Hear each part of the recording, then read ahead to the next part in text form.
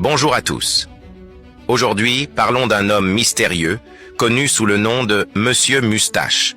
Ce n'est pas juste un type ordinaire qui traîne dans son coin. Non, c'est un véritable justicier, un héros anonyme qui est prêt à tout pour faire éclater la vérité. Corruption et révélation. Pendant cette période électorale, il a décidé de sortir de l'ombre et de balancer des révélations qui feraient trembler n'importe quel politicien. Monsieur Moustache a récemment déterré des affaires de corruption qui feraient rougir un crocodile. Il a eu le culot de dénoncer un commissaire de police, un homme censé protéger la loi, mais qui se permet de tenir des propos racistes. Oui, vous avez bien entendu. Pendant que d'autres se cachent derrière des discours polis, lui n'hésite pas à faire sauter le couvercle sur des vérités que d'autres préféreraient garder enfouies. Pour lui, c'est simple. La vérité doit éclater, même si cela dérange. Tenez-vous bien, Monsieur Moustache a même reçu un coup de main de Macron, le grand président français. Oui, vous avez bien entendu. Macron lui a filé du matos pour ses opérations de hacking, comme s'il s'agissait d'un simple jeu vidéo. Ça fait plaisir de voir des politiciens se serrer les coudes pour des causes aussi nobles, non? Ce personnage énigmatique vit en France, dans un petit appartement, loin des paillettes et des strass. Officiellement, il ne travaille pas. Il vit avec le SMIC, mais ce n'est pas l'argent qui l'intéresse. Non, son véritable trésor, c'est son ordinateur.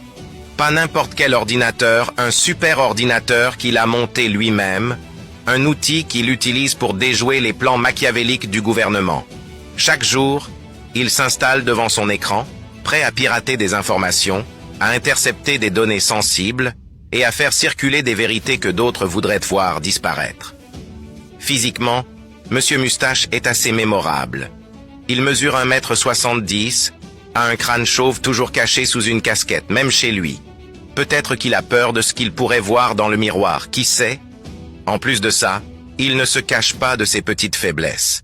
Il aime fumer de la marijuana et, de temps en temps, il se laisse tenter par des substances synthétiques qu'il considère comme des stimulants pour son esprit.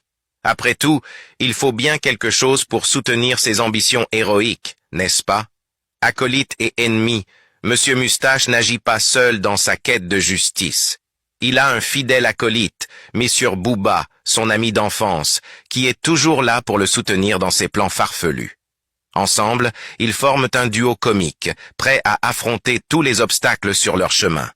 Mais attention, il a aussi un ennemi juré, Taslim Hussein Mohamed, alias la tête bibite. Taslim, c'est un tiatois du groupe MSM, ce fameux groupe que tout le monde connaît comme étant une organisation douteuse. Conclusion, Monsieur Moustache, alias Ivan Gogot, est plus qu'un simple personnage. Il est le symbole d'une résistance face à l'injustice, armé de son humour noir et de son sarcasme. Que ses révélations soient entendues et que la vérité éclate au grand jour.